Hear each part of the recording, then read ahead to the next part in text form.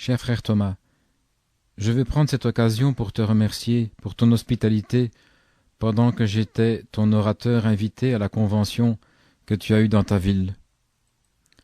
Je regrette seulement que je sois venu en étant tellement fatigué.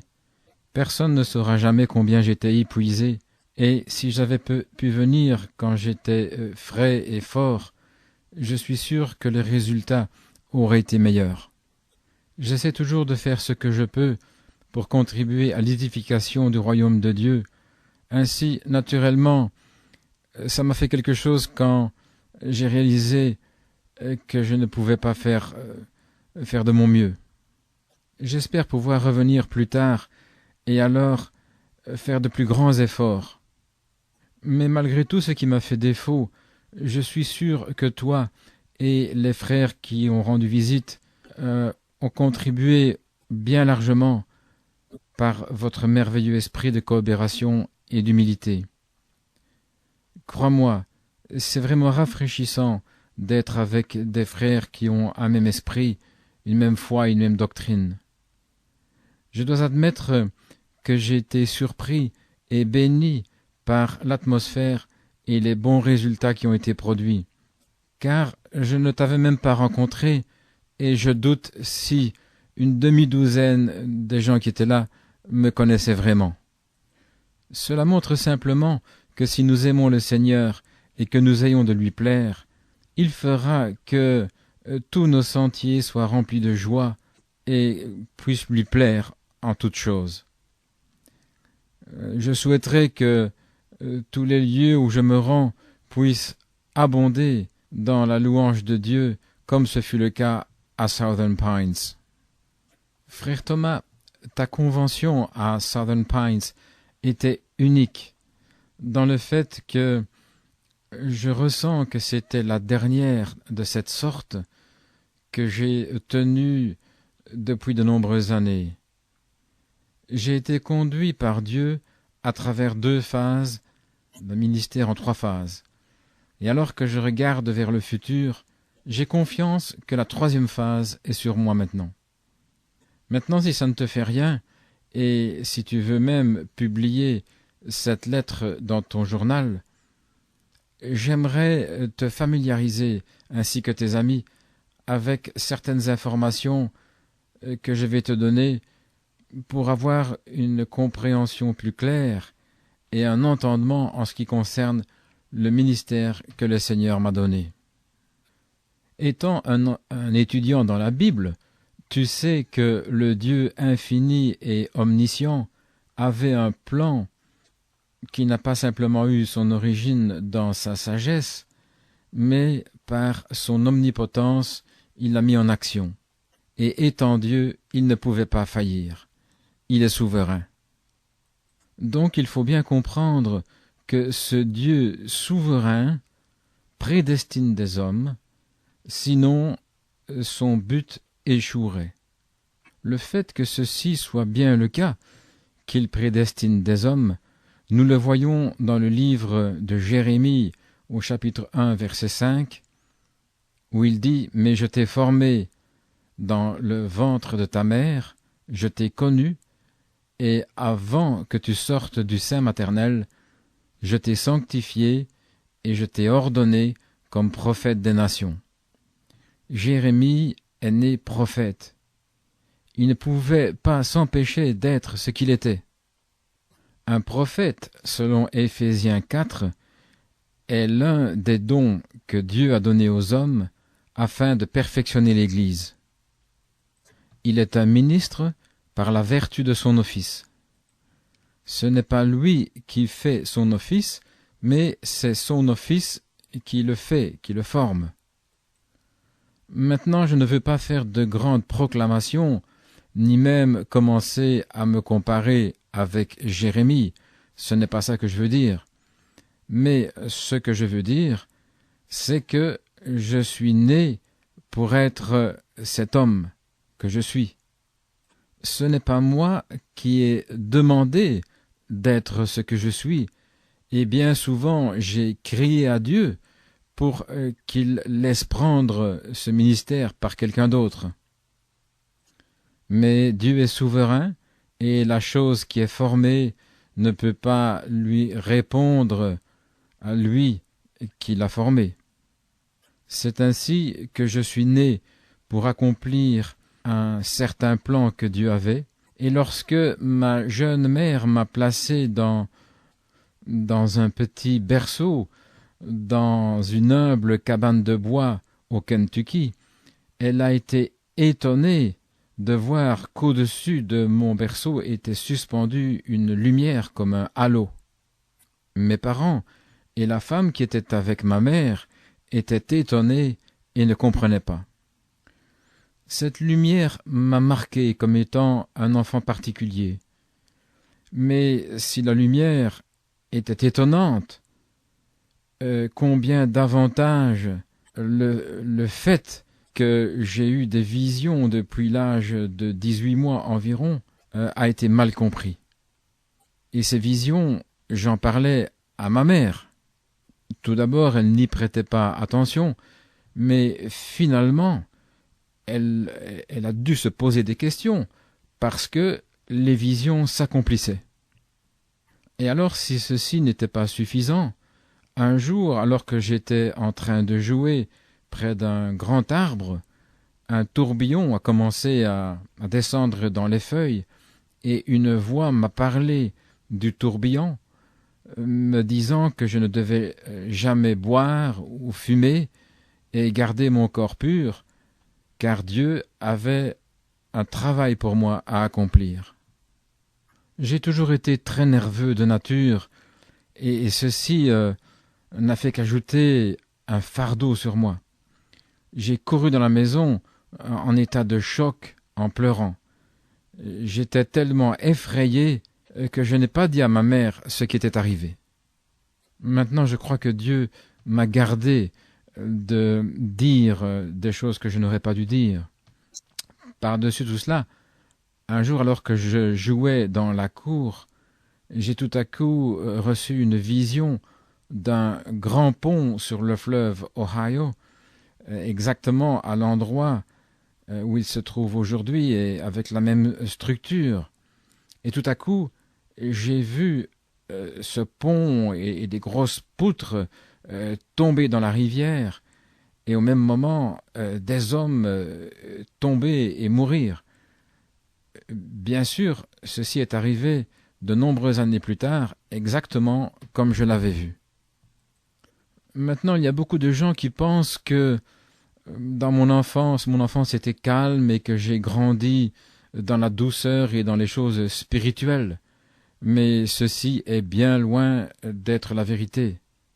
Je n'étais pas né de nouveau.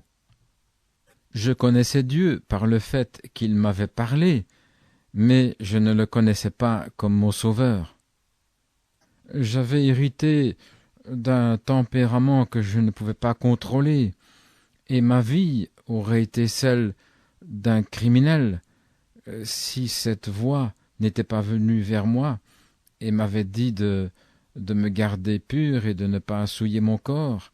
Et alors même, bien qu'étant menacé de punition si je ne buvais ou si je fumais, tout ce que je pouvais faire, c'était seulement pleurer et refuser cette forme de péché. Sans connaître Dieu, et cependant avec la pression de l'Esprit de Dieu dans ma vie, tu peux voir que ma vie a vraiment été tempétueuse. Ensuite, ajouté au fait que j'étais terriblement pauvre, j'étais l'objet de plaisanteries cruelles et de méchanceté, ayant été frappé et meurtri en de multiples occasions. Je me serais retrouvé avec le cœur d'un meurtrier si ce n'avait été sa grâce, si ce n'avait été sa main protectrice. J'aurais pu verser du sang. Mais alors, en grandissant, alors que je devenais un homme, j'avais un grand amour et c'était la nature. J'aimais aller à la chasse. Vivre à l'extérieur, c'était le ciel pour moi. C'est tout ce que je voulais. La vie en ville et le luxe ne signifiaient rien. Et je suis encore comme cela maintenant. Mais c'était dans cet état-là, et un peu après que j'ai atteint l'âge de 20 ans, que j'étais sous la conviction de péché et que Dieu m'a montré sa gloire. Une croix de feu glorieuse est apparue devant moi. À nouveau, sa voix a parlé, mais cette fois-ci, elle a parlé de paix. Et toute crainte s'est évanouie. Une grâce étonnante. Autrefois, elle avait tenu mon cœur dans la crainte, mais maintenant, c'était dans la quiétude que mon esprit était libéré et j'étais né d'en haut. Le but pour lequel je suis né allait commencer maintenant à trouver sa place en Christ. Comme j'étais maintenant vraiment un vase pour Dieu, Dieu a envoyé son Saint-Ange pour me parler. Et ici à nouveau, c'est quelque chose qui semble tellement difficile pour que les gens le comprennent. Dieu a envoyé son ange. Habituellement, les gens pleurent pour que Dieu se manifeste à eux. Ils prient pour avoir des visitations. Je n'ai pas fait cela. Dieu a envoyé son ange parce que ça faisait partie de son but dans ma vie qui allait être vécu pour d'autres. Les anges sont réels, mais leur réalité est dépendante des hommes, car les anges ont été faits pour servir l'homme. Ce sont des esprits en service pour ceux qui sont héritiers du salut. La plupart des gens sont comme Géasi. Ils ne peuvent pas voir les anges, mais ils sont là. Cet ange m'a parlé en ces termes qu'il avait été envoyé de Dieu avec un don de guérison divine à apporter au monde. Il m'a dit que je devais prier pour les malades, et j'étais désireux de faire cela, puisque Dieu voulait que je le fasse. J'avais appris ce que ça voulait dire de lui obéir. J'avais vu qu'il m'avait parfois donné des foules de 3000 avec de nombreuses conversions. J'étais zélé pour Dieu. J'avais vu combien avait été guéri. Et bien souvent, je suis allé dans des hôpitaux et les infirmières qui connaissaient la personne que je venais voir se disaient l'une à l'autre, eh bien, tel et tel va aller mieux maintenant. Voici le petit prédicateur Baptiste. Et les gens allaient mieux. Je pourrais vous présenter maintenant même de nombreuses personnes qui sont en vie aujourd'hui après que la médecine les ait abandonnés. Bien sûr, Dieu en reçoit toute la gloire, car lui seul est le guérisseur. Cet ange ne m'a pas seulement dit que je devais apporter un don de guérison pour le monde, mais il m'a dit, alors que je me plaignais comme l'avait fait Moïse, que Dieu m'accorderait des signes pour convaincre le monde que ce que je proclamais était légitime et venant de Dieu. Il m'a dit que j'aurais un signe qui apparaîtrait dans ma main alors que je prenais la main droite d'une personne malade dans ma main gauche. Et ce signe serait des gonflements variés et d'une certaine agressivité et colorés dans ma main, dépendant du type de maladie. Ceci est arrivé exactement comme Dieu l'avait dit. Il est apparu à nouveau et m'a dit que si j'étais fidèle et humble, un deuxième signe apparaîtrait. Ce signe était que je pouvais dire aux gens les pensées et les intentions de leur cœur, et que rien ne serait caché, de même que les maladies. Et ceci devait se passer par des transes et des visions. Et vous savez que ceci également est arrivé. C'était pendant la période de ce premier signe que des foules sont venues dans de telles proportions, dans des petites villes ne comptant que quelques milliers d'habitants, et qui grandissaient en quelques jours en plusieurs milliers. Pendant ce temps du premier signe, mes lignes de prière formaient parfois une longueur de plusieurs pâtés de maison, et certains soirs, il n'y avait aucune personne qui ne soit pas guérie. Et ensuite, il me faisait descendre de la plateforme en étant complètement physiquement épuisé. Pendant ce temps-là, il y a eu toutes sortes de miracles qu'on pouvait concevoir. Et alors un jour, au Canada, le deuxième signe, qui devait être plus grand que le premier, est arrivé. Tout à coup, je me suis retrouvé en transe et dans une vision, j'ai parlé toutes choses concernant l'homme qui apparaissait devant moi. Je savais qui il était, d'où il venait et toutes choses dans sa vie. Rien n'était caché. Les gens ont répondu d'une façon formidable. Ils étaient étonnés mais édifiés. Rien de tel n'a été vu depuis le temps de Christ. Mais une chose particulière est arrivée. Après quelques visions, j'étais tellement faible que je ne pouvais plus prier que pour quelques personnes. C'était difficile à comprendre, car si le deuxième signe était plus grand que le premier, alors les résultats auraient dû être plus grands, de plus grandes foules et davantage de guérisons. Mais comme il n'y avait que peu de personnes au bénéfice de ce ministère chaque soir, les foules ont commencé à diminuer. Les gens ne comprenaient pas pourquoi j'étais faible et que si peu de personnes étaient touchées. Je dois admettre que ceci m'a vraiment intrigué, jusqu'au jour où Dieu m'a montré dans sa parole la vérité du deuxième signe. J'ai fait mention que la capacité de lire dans le cœur des hommes n'avait pas été mise en évidence dans un ministère continuel depuis le temps de Christ. Si vous lisez dans l'Évangile de Jean au chapitre 1 et au chapitre 4, vous verrez que Jésus a parlé à Pierre et il a appelé Pierre par son nom et il lui a aussi révélé le nom de son Père. Et il a fait ceci sans avoir parlé avec Pierre, ni avec le Père de Pierre. Juste après ceci, Philippe a fait la connaissance de Jésus, et sans aucun doute, il a vu la capacité de Jésus de lire dans le cœur des gens.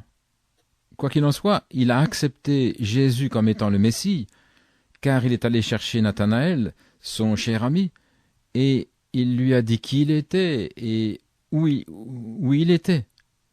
Immédiatement, Nathanaël a embrassé Jésus comme étant le Messie. Maintenant, remarquez que les Juifs ont reçu Jésus comme au verset 45, de qui Moïse parlait dans la loi. Mais Moïse parlait du prophète, qui bien sûr est le prophète Dieu.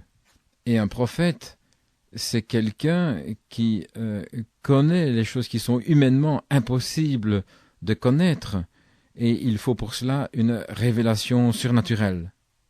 Alors quand Jésus est venu et que rien n'était caché, comme les Écritures le démontrent, alors les Juifs l'ont accepté comme Messie, car c'était le signe du Messie. Maintenant suivez ici l'histoire dans Jean 4, où la femme samaritaine a rencontré Jésus. Il lui a dit les choses qui étaient cachées dans sa vie. Elle l'a reconnu comme étant un prophète. Alors elle a dit que lorsque le Messie viendrait, il serait le plus grand prophète de tous et qu'il connaîtrait toutes choses. Pour les Samaritains, le signe du Messie était la capacité d'un prophète avec rien qui ne soit caché. Ainsi donc, à la fois les Juifs et les Samaritains ont accepté le signe du Messie comme quelqu'un qui connaissait toutes choses, le grand prophète. Mais remarquez, quand il est apparu avec le signe, dans la dernière génération des deux peuples, alors qu'il était sur le point de se détourner du reste d'Israël, cette génération n'a pas passé jusqu'à ce que Dieu se détourne d'eux. Ceci est leur dernier jour. Il a accompli le signe du Messie, il s'était apparu. Mais remarquez plus loin que les nations n'avaient jamais eu le signe. Ils ont eu des miracles depuis le départ. Il y a toujours eu des réveils avec des guérisons et des prodiges puissants, mais jamais ils n'ont eu ce signe particulier de la capacité de lire les cœurs des hommes avec rien qui soit caché. Ce n'est que depuis environ les 7 dernières années que nous avons eu ce signe. Ce signe alors, c'est que Dieu est maintenant prêt à se détourner des nations. Leur jour est presque terminé. Cette génération va maintenant passer jusqu'à ce que tout soit accompli. Voilà pourquoi ce signe est plus grand que d'avoir des chaises roulantes qui se vident.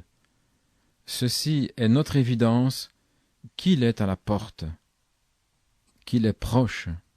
Alors également, je vais vous donner une idée claire pourquoi je deviens faible quand j'exerce mon ministère dans l'esprit.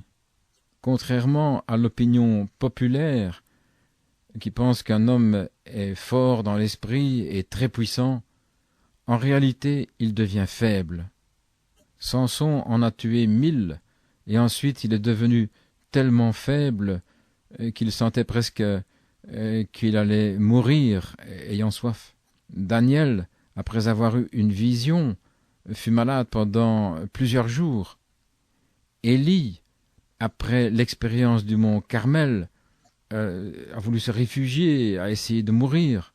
L'homme mortel n'a pas la capacité de résister à une expérience prolongée qui le submerge dans l'esprit, bien qu'il soit sauvé et rempli de l'esprit.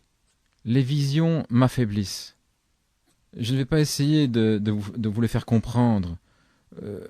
Vous devez simplement l'accepter, je sais. Il n'y a rien que je puisse faire à ce sujet. Même Jésus a senti que de la force le quittait lorsqu'une petite femme est venue chercher de l'aide. De la même manière, quand des centaines de personnes tirent par leur foi, ils mettent le don en action en moi, et cela me brise, je perds de la force, je deviens faible. Mais Dieu a promis de changer cela. Récemment, Dieu m'a donné une vision. Dans cette vision, j'ai vu une grande tente qui pouvait contenir 20 000 personnes. Il y avait des gens qui venaient de quartiers d'habitation entiers et qui venaient pour la prière. Et dans cette énorme tente, il y avait un petit espace cubique là où Dieu avait dit qu'il me rencontrerait. Et là, à l'abri des regards, j'allais exercer mon ministère. Les infirmes entraient par une porte et quittaient par l'autre étant guéris. Le miracle allait s'opérer d'une façon tellement formidable en puissance que lorsqu'on demandait aux gens qui venaient d'être guéris ce qui s'était passé, ils ne pouvaient pas faire d'autres commentaires que celui-ci. Je suis entré étant malade et maintenant je suis guéri. C'est quelque chose d'impossible à décrire. C'est quelque chose qu'aucun sentiment, aucune sensation ne pourrait raconter. Cela vient de Dieu, et c'est lui qui le fait. Aucune langue ne pourrait l'exprimer. Je ne suis pas prêt pour ce ministère. Je sens que si je tendais la main, je pourrais m'en saisir. Je m'attends simplement à lui, qu'il me dise de m'avancer. Et je suis désireux de voir ce jour arriver. Quand il viendra, j'espère que je pourrai revenir chez vous et exercer mon ministère dans votre ville et avoir communion avec vous en Christ notre Seigneur. Que Dieu te bénisse ainsi que tous les efforts que tu fais et que ton travail soit entièrement dans le Seigneur.